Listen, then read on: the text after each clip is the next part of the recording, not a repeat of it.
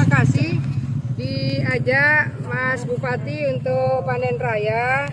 Pertama bahwa ini untuk memastikan bahwa pada dasarnya Jawa Timur sebagai lumbung pangan nasional tetap terjaga. Data kita year on year September 22 ke September 23 Jawa Timur juga surplus 9,23%. Nah, tetapi bahwa gabah kering panen sampai di tempat penggilingan memang rata-rata di atas HPP, harga pokok pemerintah. HPP-nya 5.000. Di sini nanti kita lihat ya bagaimana lelangnya. Sehingga end produknya, berasnya itu menjadi di atas HIT. Tapi saya ingin menyampaikan bahwa stok kita aman. Itu. Kita bahkan mulai awal September menyuplai Sulawesi Selatan, Riau dan Babel.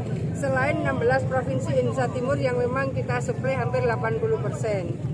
Nah, kedua, hal menarik lainnya adalah bahwa ada kesadaran kolektif ya para petani Gabotan untuk bisa menggunakan pupuk organik. Jadi komposisinya sudah 1 berbagi 6 antara kimia dan organik.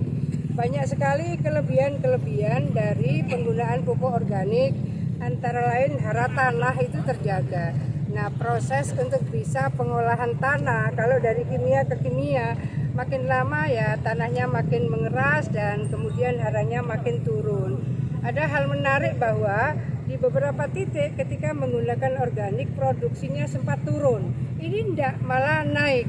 Ini akan menjadi referensi dan best practice yang dilakukan oleh petani Tuban ini bisa dijadikan contoh oleh gabotan-gabotan lain, tidak hanya di Jawa Timur tapi di mana saja. Saya kan sebetulnya maksimalisasi penggunaan pupuk organik sudah keliling. Rata-rata biasanya produksi turun dulu, baru naik lagi, dan ini sudah panen keempat. Ini dari 7 ton ke 12 ton.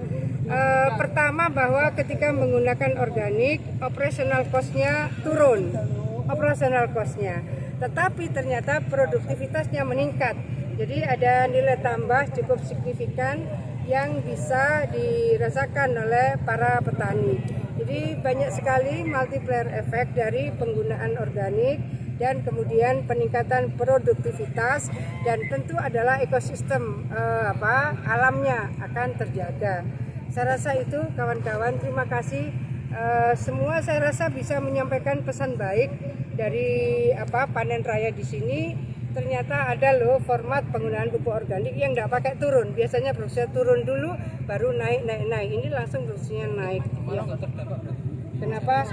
Iya, jadi Pak Bupati aja yang punya wilayah. Kalau di sini musim kemarau tidak, karena kelompok tani ini sudah melakukan manajemen pertanian sangat bagus.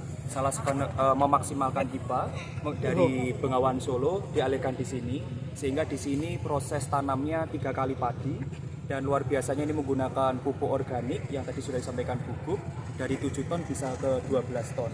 Biaya petani sangat menurun, bahkan harga jual petaninya cukup tinggi di sini karena ada sistem yang luar biasa. Di sini dijual dengan cara lelang, sehingga petani, khususnya petani ini yang diuntungkan, bukan tengkulak yang diuntungkan. Itu yang lebih bagus. Kalau keseluruhan Jatim gimana? Kan ada 3 kabupaten yang gagal panen waktu itu. Ya, tapi kalau ada kekeringan itu sebetulnya tidak kabupaten gitu. Saya sudah menyampaikan beberapa yang sudah bisa melakukan trial sukses itu dengan membuat sumur-sumur bor di lahan-lahan. Rata-rata semataraman itu menggunakan sumur bor. Sekarang juga sudah mulai Jember, Sebondo menggunakan sumur bor di tengah-tengah begitu. Ya. Harga gabah kan memang tinggi hari ini, tapi kan harga beras di pasaran juga tinggi. Itu banyak itu saya bilang nantilah kita lihat ke pelelangan. Saya ingin sampaikan HPP, harga pokok pemerintah GKP itu 5.000. Tapi di tempat penggilingan selalu di atas dari HPP. Kalau di penggilingan di atas HPP pasti berasnya itu di atas HET gitu. Jadi kita sebetulnya Jawa Timur sudah lebih sebulan beras medium kita itu terendah di antara provinsi se-Jawa. Jadi meskipun HPP-nya tetap terlampaui ketika GKP di tempat penggilingan, tapi pada dasarnya beras medium di Jawa Timur ini paling rendah di antara provinsi lain se-Jawa. Tiap sore saya update data, tiap sore. Faktor yang mempengaruhi Bu, di atas